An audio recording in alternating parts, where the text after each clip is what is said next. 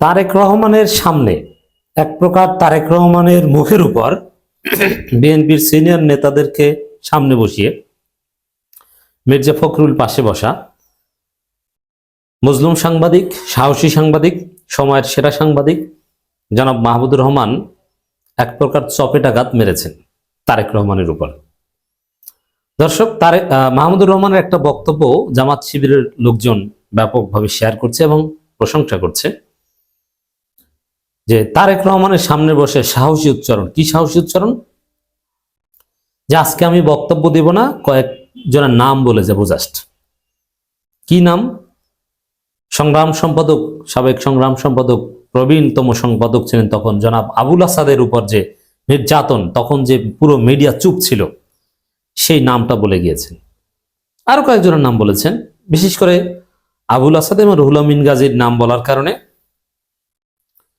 বিএনপির লোকজন, জামাতের লোকজন খুশি এবং মাহমুদুর রহমানের বক্তব্য শেয়ার করছে। কিন্তু আমি আসলে ঘটনা এটা সিম্পল হিসেবে দেখি। আরো জোরালো এবং কঠিন চপেটাঘাত করেছেন তারেক রহমানের উপরে মাহমুদুর রহমান। সেটা আগে বলি, তারপরে আবুল আসাদ এবং রুহুল আমিন গাজী আরো যে নাম বলেছেন এটার তাৎপর্য নিয়ে আলোচনা করি।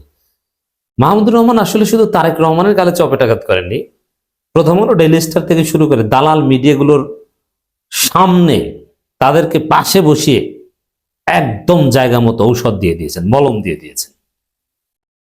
প্রথমে তারেক রহমানকে যে ধোলাইতে দিয়েছেন মাহমুদুর রহমান, এটা একটু ব্যাখ্যা করি। মাহমুদুর রহমানকে এটা ওসমান হাদির দায়িত্ব নিয়েছে অনেকটা, আর ওসমান হাদির রোল প্লে করছে। হ্যাঁ, মাহমুদুর রহমানের কিছু প্যারাডাইম শিফট নিয়ে আমি সমালোচনা করেছি, সেই সমালোচনা উইথড্র করিনি এখনো। কিন্তু আসলে মাহমুদুর রহমান আপাদমস্তক ভারতের আধিপত্যবাদের বিরুদ্ধে।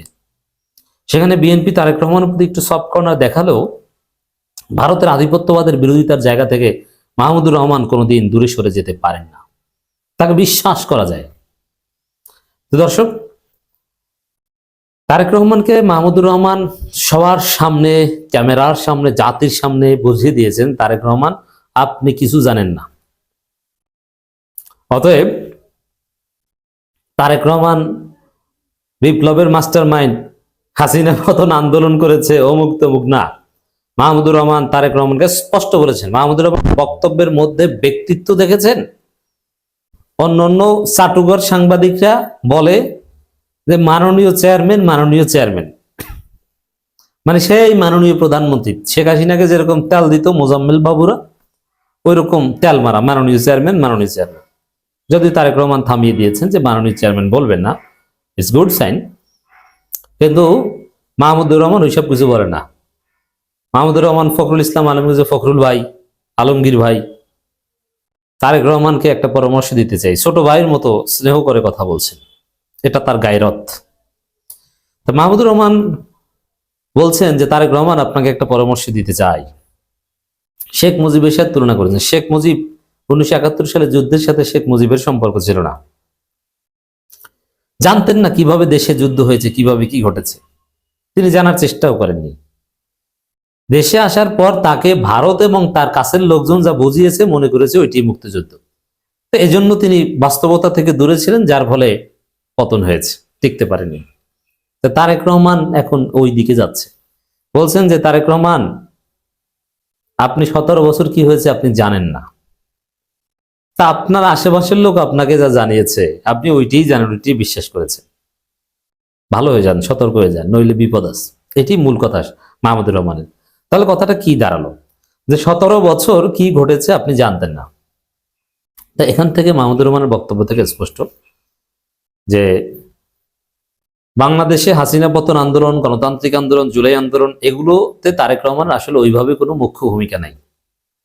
এবং আরো কি হয়েছে, কিভাবে কি হয়েছে, এটা তারেক রহমান জানেন। এমনকি ভারত কিভাবে কি করেছে ওটাও তিনি জানেন না। তাকে যা মির্জা ফখরুল্লাহ বুঝিয়েছে ওইটাই জানেন, কিন্তু ওইটা ভুল। যেহেতু তারেক রহমানের এবং বলেছেন আপনার আশেপাশের লোক যা বুঝিয়েছে এবং সেটা সঠিক না, এর মানে তারেক রহমানের আশেপাশে সব ভারতের দালাল, আর ভারতের দালালেরা তারেক রহমানকে ভুল বুঝিয়েছে। এবং এই ভুলের ফলে সামনে তারেক রহমান ক্ষমতা আসলেও 1.5 বছরের বছর টিকতে পারবেন না, গণঅভ্যুত্থানের মাধ্যমে তার পতন হবে।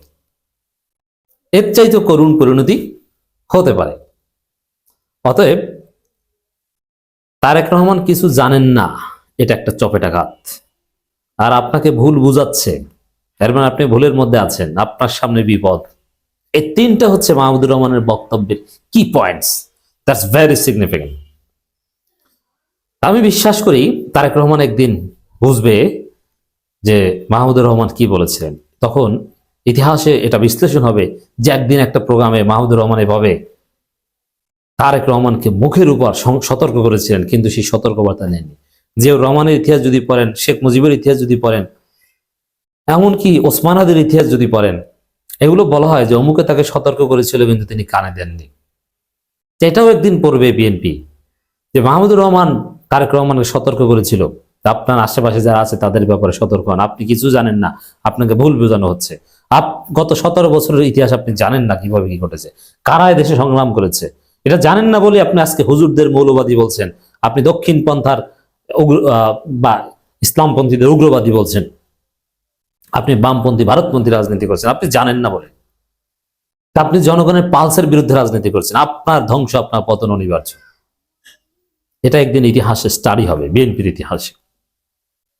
দর্শক, এরপরে মাহমুদুর রহমান আমার দেশে প্রথম আলো, ডেইলি স্টারকে, কালের কণ্ঠ, এই বাল মিডিয়া কিংবা বসুন্ধরা মিডিয়া এদেরকে ধোলাই দিয়েছেন যে আবুল আসাদকে তার অফিস থেকে দাড়ি ধরে টেনে পুলিশিয়ে দেওয়া হয়েছে, তারপরে জেল খেটেছেন, স্ত্রীর মৃত্যুর সময় পাশে থাকতে পারেননি, অসুস্থতার সময় পালিয়ে থাকতে হয়েছে।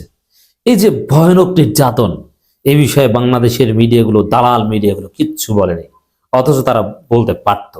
প্রবীণ সম্পাদক কিচ্ছু বলেননি।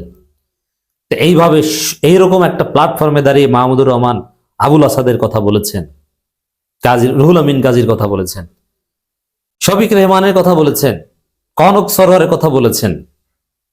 আজকে কনক সরোয়ার, এদেরকে তো বিএনপি দেখতেই হবে না, অথচ তারেক রহমানের বক্তব্য লাইভ করার কারণে কনক সরোয়ার জীবন তছনছ করে দিয়েছে। অতএব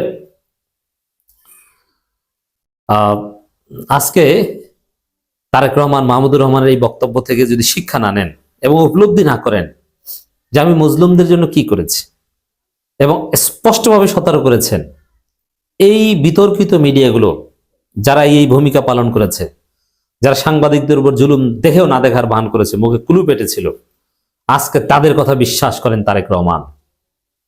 আর তাদের কথা বিশ্বাস করার কারণেই আপনি কঠিন পরিস্থিতিতে পড়তে পারেন, সামনে আপনার জন্য বিপদ অপেক্ষা করছে। তো শেখ মুজিবের যে পরিণতি হয়েছিল, সেই ওই পরিণতি হতে পারে। মাহমুদুর রহমান এরকম একটা অ্যানালজি দিয়েছে। তার আমার বিশ্লেষণ হচ্ছে, এটা লিখে রাখেন, যদি বাই চান্স, যদিও এটা সুযোগ নেই, সুষ্ঠু নির্বাচন হলে তারেক রহমান ক্ষমতায় আসেন, তাহলে 1 থেকে 1.5 বছরের মধ্যে গণঅভ্যুত্থানের মাধ্যমে তারেক রহমানের পতন হবে। আর গণঅভ্যুত্থানের মাধ্যমে কারো পতন হলে তখন তার অবস্থা হয় হাসিনার মতো, নইলে মুজিবের মতো।